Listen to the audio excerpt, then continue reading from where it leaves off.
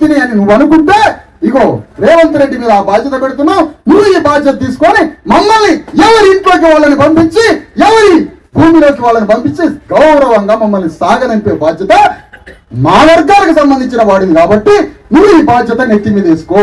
కమ్మైనా ఆ కమ్మ పోకర్ల కోసం ఆ 500 కోట్ల భూమిని ఉపయోగిస్తున్నాడమ్మా ఆయన కమ్మ రాజ్యం కోసం. రెడ్డి రాజ్యం కోసం రెడ్డి పోకర్లకి శ్రీనివాసరెడ్డి కమ్మలతో కలిసిండో ఎవరితో కలిసిండో మనకు తెలియదమ్మా. అదో వాళ్ళకి భూమి ఇవ్వడానికి ఆయన పోతాడు. మరి మల్లుబట్టి విక్రమార్క నీ వర్గం వాడు కదా, నీ బీసీ మన బీసీ ఎస్సీ ఎస్టీ సంబంధించిన వాడు కదా, రేవంత్ రెడ్డి తర్వాత ఉప ముఖ్యమంత్రి కదా.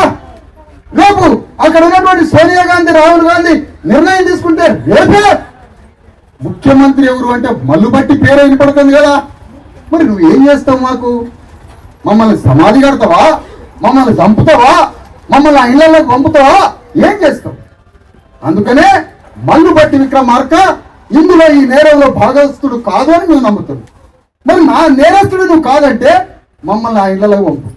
తుమ్మల నాగేశ్వరరావు బహిరంగంగా బీసీ ఎస్సీ ఎస్టీలందరి యొక్క జీవితాన్ని ధ్వంసం చేసినందుకు తుమ్మల నాగేశ్వరరావు శ్రీనివాసరెడ్డి బహిరంగంగా క్షమాపణ చెప్పి ఈ పేదల కాళ్ళు పట్టుకునేంత వరకు యుద్ధం కొనసాగించాలి.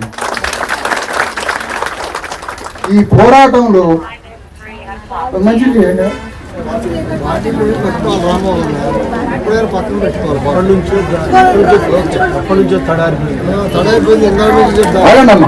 ఇక్కడ ఏంటంటే ఈరోజు ఊరికిపోయి రోడ్ల మీద నిలబడుతున్నారమ్మా. నేనేమంటానంటే జాగ్రత్తగా వినండమ్మా. అమ్మా, ఈ దొంగనా కొడుకుల పార్టీలకు ఓట్లు వేసిన బానిసలారా వినండి, జాగ్రత్తగా వినాలమ్మా. మనమే కదా వాళ్ళకి వాడు భూదానం అంటే మనం రాజ్యదానం చేసిన నా కొడుకులకి